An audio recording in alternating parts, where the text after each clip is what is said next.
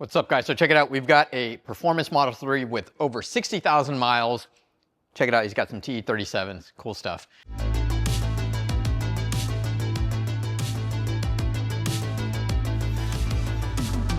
So he's had some noises under braking. He thought it was his brakes. He had Tesla inspect it. They said the brakes were fine.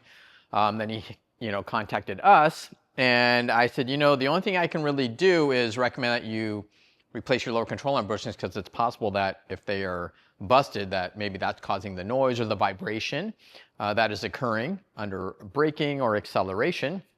We don't know for sure. We're gonna lift up the car, take a look at his bushings, show you guys what those look like. So what we're gonna do, because at 6,000 miles, I'm sure they need to be replaced. We're gonna replace them with the #1 package we install every day, which is the MPP lower control arm bearings, our polyurethane bushings, and MPP rear camber arms.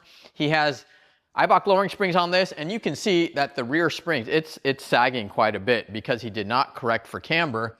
So check this out. You can't even fit a finger in here. Okay, can't even get a finger in there.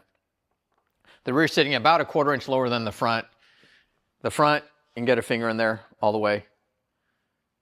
So we hope that when we fix the camber, and we'll show you guys what the camber numbers are like before we start the alignment, that when we fix that camber, it'll raise this vehicle up a little bit and level it out. So let's get all these parts on the car and show you guys the results.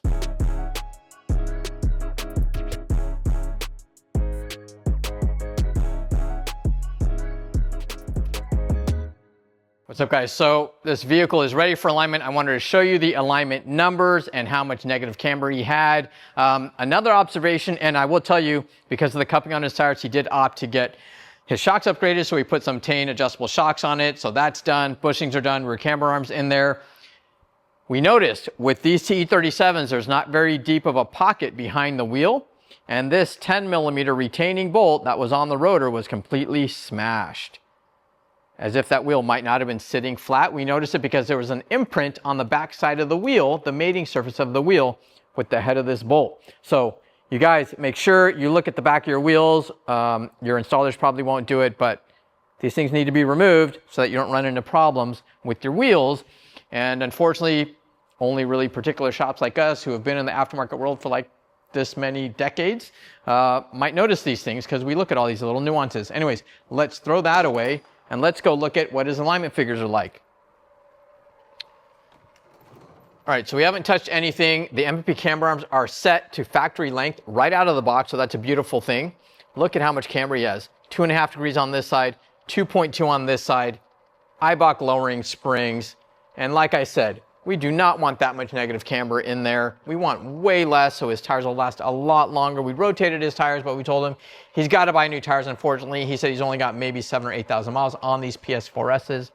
That's unfortunate, because they have a 30,000 mile warranty, and he's on a square setup, so rotating him, he should be able to get all 30K out of that if he had good alignment settings. So we're gonna go ahead and fix this up and get him back on the road. If you guys need any of these products, bushings, bearings, camber arms, shocks, wheels, whatever you want, we probably have it. Hit us up, we'll consult you, we'll tell you what to do it right the first time. All right, this one's all done. Check it out. Camber is much, much better. It was super sunken in before.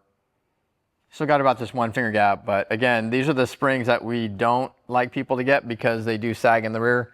These are the Eibach Performance springs, or the Eibach springs for the Performance Model 3, Gen 1. He's got 1 full finger up here. Even though we corrected the camber in the rear, it's still sagging in the back. What can you do? But again, guys, don't forget, like, subscribe, and share. If you guys need any of these products, hit the links in the description below, and we appreciate you. Thanks for watching.